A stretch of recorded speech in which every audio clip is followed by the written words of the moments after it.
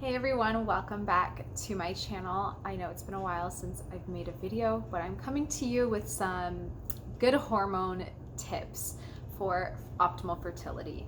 So I actually just finally released my extremely in-depth hormone course ebook. I will link it down below, and it is chock full of information, everything you can ever have questions for in regards to puberty, menopause, and perimenopause, infertility, PCOS, endometriosis, any female condition. And it goes in depth, on the different hormonal imbalances, how they're triggered, why they're triggered, and what you can do to correct them. And in there, I have a very intensive section on infertility with a lot of really, really good information. So I would definitely encourage you guys to check it out. But today I'm going to just share with you a little bit of information, just some things to start thinking about if you're looking to get pregnant and whether or not you actually are infertile, or just think you want to have all the, like a healthy body to get pregnant. So this will work for both. There's a lot to cover in regards to infertility, and I'm not going to be able to go into detail here, especially because infertility can either come from the man or the woman, and depending on whether it's a lack of sperm or a lack of ovulation or low progesterone, so you can't maintain a pregnancy. There's so many reasons why someone might experience infertility. So I'm not going to touch on too much on that today, but what I do want to touch on is how to prepare for pregnancy, whether or not you are truly infertile and are looking to reverse that if possible, or if again you just want to achieve a healthy pregnancy and get pregnant quickly. So the first thing I really want to stress here is that a lot of times when couples are looking to get pregnant, it's always the mother who is getting her health on track and trying to take all the supplements to be healthy. But it takes two to make a baby, and it is 50% DNA from both the mother and the father. So it would make sense then that both the mother and father should be in optimal health when trying to achieve a pregnancy, because if the father's donating sperm and the mother's donating the egg, we don't want just the egg to be strong and healthy. We want the sperm to be strong and healthy and carry really good genes as well. So that's what I want to focus on today. Now, if you are experiencing infertility, incorporating some of these tips might be the solution for you. If your infertility is a lot more of an issue, if it's a really deep-rooted issue, something that's you've had for a while, it might take a lot more work to try and improve or correct in some way, if possible.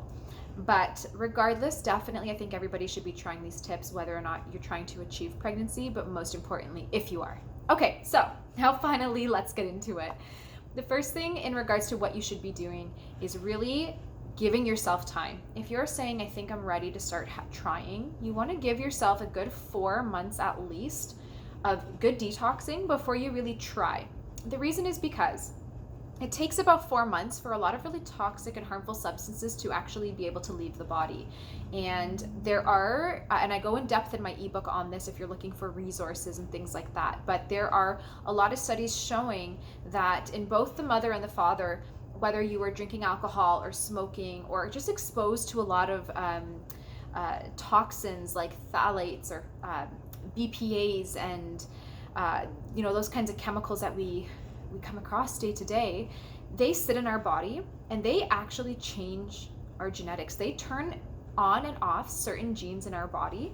And if you're passing these genes on to your future child through sperm or the egg, it might make your child more susceptible to certain diseases or conditions in their future. So this is known as epigenetics, and it's a really, really fascinating topic and field, and there's so much emerging research coming from scientists who are studying this, and they are really finding that a lot of chemicals, or in fathers who are heavy smokers, whether it's marijuana, like cannabis, or cigarettes, or who drink a lot, that they again are turning on and off certain genes, certain negative genes that are present in the sperm. And so when the sperm then fertilizes the egg, this baby that forms, this fetus, then has these genes that are turned on that might not be the best and might again cause certain health conditions. So take 4 months to completely avoid all alcohol, both mother and father, all cigarettes if possible. If there's an addiction, it obviously is more challenging. So just do your best, but trying to avoid all forms of smoke, of cigarettes, whether it's cannabis, tobacco, nicotine, hookahs, anything like that, try to cut that out. This will reduce a lot of the toxicity and will allow new healthy sperm to form that have not undergone genetic changes, okay? And there again are a lot of studies to back this up, and it's all in my ebook linked down below. So really avoiding your alcohol, your cigarettes, any substances, including caffeine, can make a world of a difference. Okay, so take 4 months to do that. The longer, the better. If you can go 6 months, a year, more will be out of your system. The next step is to not just cut out bad drinks or habits or ingredients or products. You want to also make sure that you are having a clean home and a clean body. So what does that mean? Well, cutting out anything that would expose you to BPAs, phthalates, and any of those toxins that I mentioned in my ebook.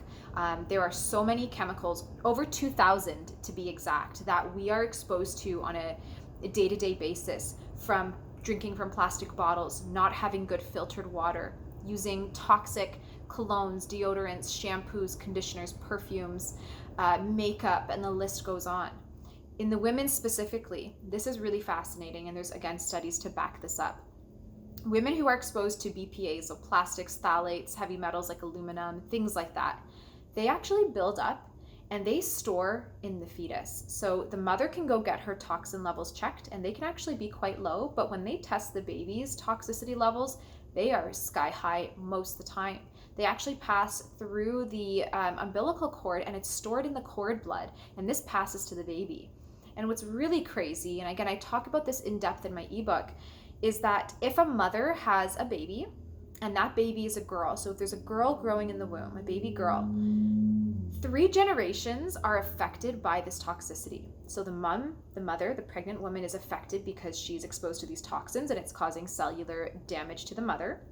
It's causing damage to the baby, affecting the baby's cellular development as well, and changing the baby's genetics, most of the time not for the better. It's also affecting, if it's a girl, the 3rd generation, so the mother's grandchildren. Why? Because the baby girl in the womb has all of the eggs that she will need for her entire lifetime in utero. So any eggs that the baby is forming in utero for the rest of her life are forming based on the health at that time. And if there's a lot of toxicity present, 3 generations are affected by this toxicity. So it's kind of mind-blowing to think, when you really think about it, you're not just affecting yourself if you're exposed to a lot of toxins or chemicals through lifestyle, diet, things like that. You're affecting your future baby, but also your future grandchildren. So it's really important to try to make sure that we are in optimal health before trying to achieve a pregnancy. Obviously, you can't control it. Sometimes you have a surprise pregnancy and they are a gift either way. But if you are planning and you have that ability to take a little bit of time to detoxify and cleanse your system, it's highly recommended. Okay, so cutting out all of these products for both men and women is so important. If you're looking for fragrances, if you're looking for colognes and perfumes, use essential oils. There are so many beautiful ones, again, for both men and women, that can completely replace any colognes, any perfumes, anything like that. Swap out your shampoos, conditioners for clean ones. Swap out your makeup for natural ones. Just do the best you can to really clean up your lifestyle.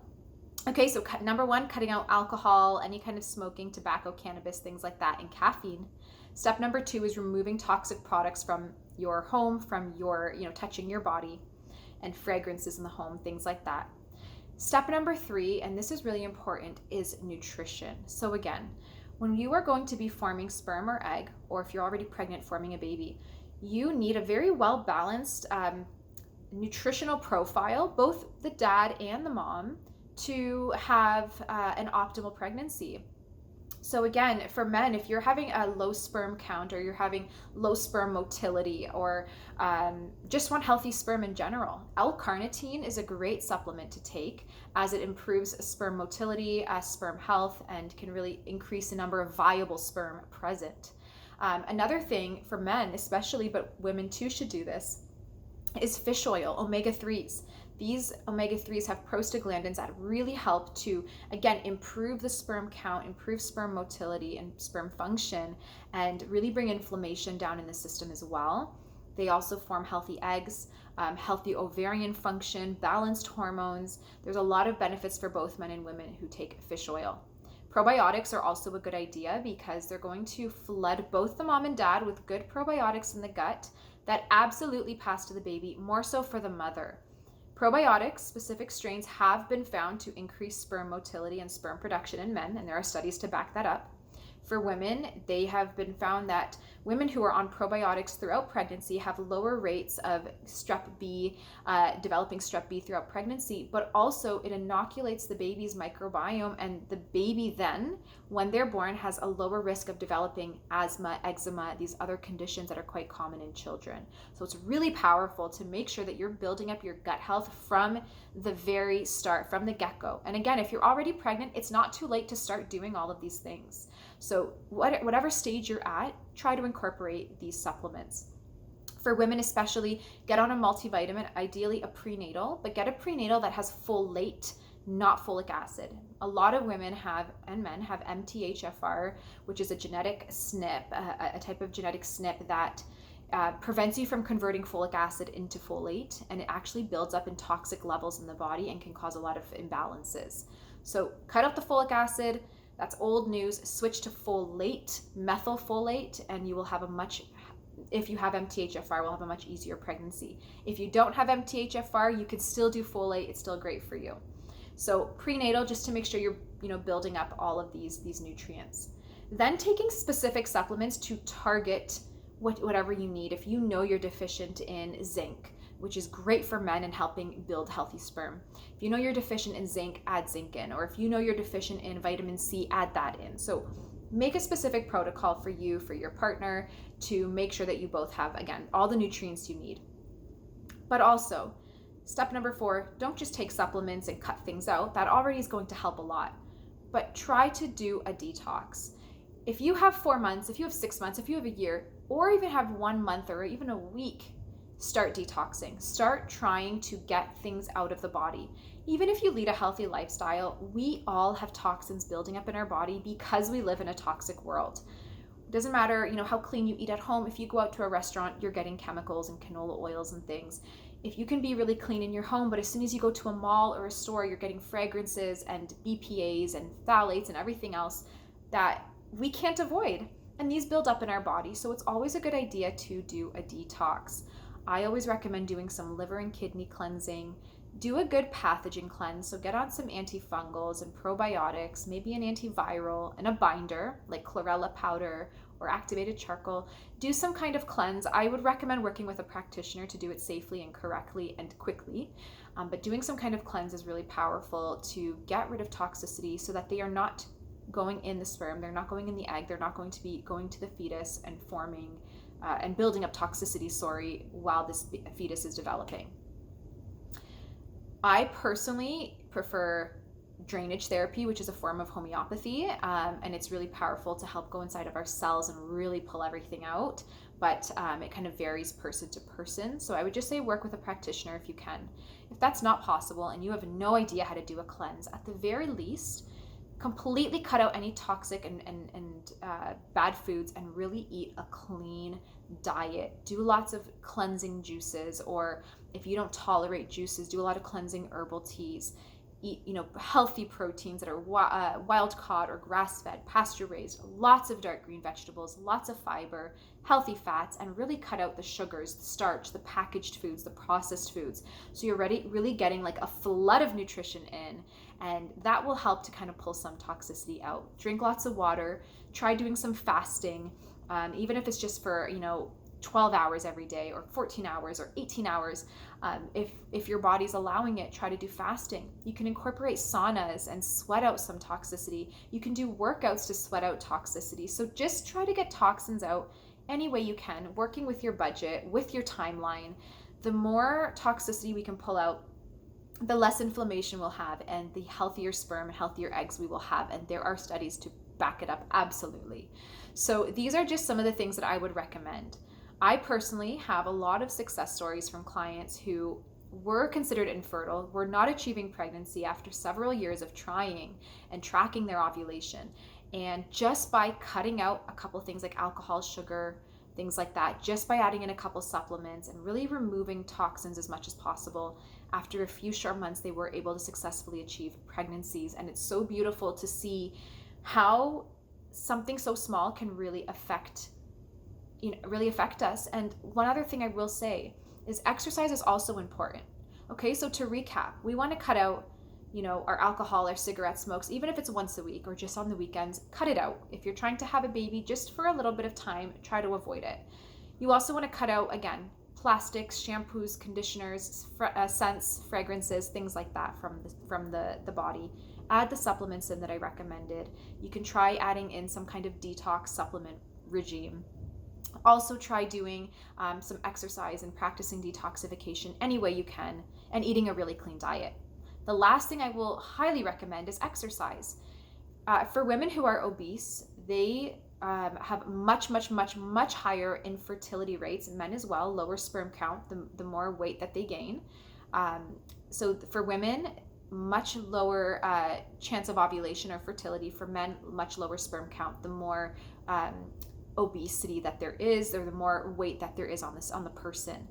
So lowering your body weight, even just 5 pounds at a time, increases your fertility by a significant amount for both men and women. So it's also so important that if you are overweight, even if you're not excessively overweight, but if there's a little extra weight, it wouldn't hurt to try to shed a few pounds in a healthy way by doing some walking, some exercising, weightlifting, Pilates, yoga, whatever works for you. But moving your body, trying to burn a few extra pounds, eating a little cleaner. The more pounds you shed, the more increased fertility that there are. And there are direct studies, which I talk about in my ebook, that really go in depth on obesity, on heavier individuals who are trying to achieve pregnancy but have infertility issues. And it really breaks it down that, based on how many pounds that you lose, how much your fertility increases. And there's some really powerful studies on it. So highly suggest checking out my ebook for a lot more in-depth information. But by really healthifying your body and losing a few pounds, or if you need to, and balancing your system by adding nutrition in, taking toxicity out, eating cleaner, sleeping better, you will be amazed not only at how much easier it might be to achieve pregnancy than maybe it was previously, or if you don't have infertility issues, just at least how much healthier you will feel during your pregnancy and how much healthier your baby will be, post-birth. Lower risks of all kinds of different conditions and childhood illnesses. And I think that's amazing, because it's kind of sad to see how many children are having health issues these days. And if we can minimize that even a little bit, or reduce the risk even by a little bit, I think it's so worth it, especially if it's going to set them up for success in their future. So that's all I wanted to share for now. There's so much more to this topic. It goes so in depth, and I would really encourage you to check out my new ebook. I'm so proud of it. It's definitely been a labor of love, and if you see how much information is in this book, I think you'll really love it too. So definitely check it out and share your thoughts with me. Leave a review if it's something that you're enjoying. But I hope you guys have a beautiful day, a wonderful upcoming Christmas, and a very happy New Year, and I will talk to you soon. Bye.